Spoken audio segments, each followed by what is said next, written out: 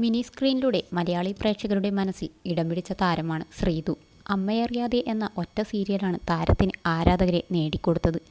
Big boss Malayalam season 6 യുവാക്കളുടെ സ്നേഹവും ശ്രീതു പിടിച്ചുപറ്റി. അർജുൻ ശ്യാമുമായുള്ള സൗഹൃദമായിരുന്നു പ്രേക്ഷകർ ഏറ്റുപിടിച്ചത്. ശ്രീതു അർജുൻ കോംബോ വലിയ രീതിയിൽ ആഘോഷിക്കപ്പെട്ടു.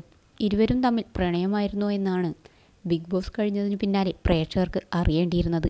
എന്നാൽ തങ്ങളുടേത് വെറും സൗഹൃദം മാത്രമെന്നായിരുന്നു താരങ്ങൾ വ്യക്തമാക്കിയത്. അർജുന് മുൻപ് ശ്രീതുവിനൊപ്പം ചേർത്തു വയ്ക്കപ്പെട്ട പേരായിരുന്നു അമ്മയറിയാതെ സീരിയലിൽ താരത്തിനൊപ്പം അഭിനയിച്ച നിഖിൽ നായരുടേത്. നിഖിലും ശ്രീതുവും പ്രണയമായിരുന്നോ എന്ന സംശയം ഇപ്പോഴും പല പ്രേക്ഷകർക്കുമുണ്ട്. ഇപ്പോഴിതാ അതിന് ഉത്തരം നൽകുകയാണ് ശ്രീതു. മാത്രമല്ല, തൻ്റെ ബിഗ് ബോസ് വിശേഷങ്ങളും ശ്രീതു പങ്കുവച്ചു. ബിഹൈൻഡ് വുഡ്സിന് നൽകിയ അഭിമുഖത്തിലാണ് പ്രതികരണം. ബിഗ് ബോസ് റിവ്യൂവിലൊക്കെ എന്നെ പോസിറ്റീവായാണ് പറയുന്നത്. ജെനുവിൻ ആണെന്നും നല്ല മനുഷ്യനാണെന്നുമൊക്കെയാണ് കമൻറ്റുകൾ. ആരെയും വൈകാരികമായി ദ്രോഹിക്കാതെ ഞാനായി നിന്ന് കളിച്ചുവെന്നാണ് പല റിവ്യൂകളിലും പറഞ്ഞു കേട്ടത്.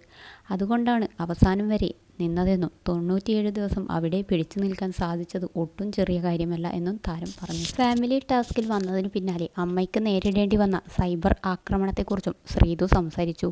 ഹൗസിലിരിക്കുമ്പോൾ നമുക്ക് സമയം അറിയില്ല, പെട്ടെന്ന് ഉറക്കവും വരില്ല. സംസാരിച്ചുകൊണ്ടിരിക്കുമ്പോൾ അങ്ങനെ സമയം പോകുന്നതാണ്. അമ്മ പുറത്തു വന്നപ്പോൾ ചോദിച്ചിരുന്നു. ഞാൻ പക്ഷേ അമ്മയെ പറഞ്ഞു മനസ്സിലാക്കി. പുറത്തു വന്നപ്പോൾ അമ്മയ്ക്കെതിരെ നടന്ന സൈബർ ആക്രമണം അത്ഭുതപ്പെടുത്തി.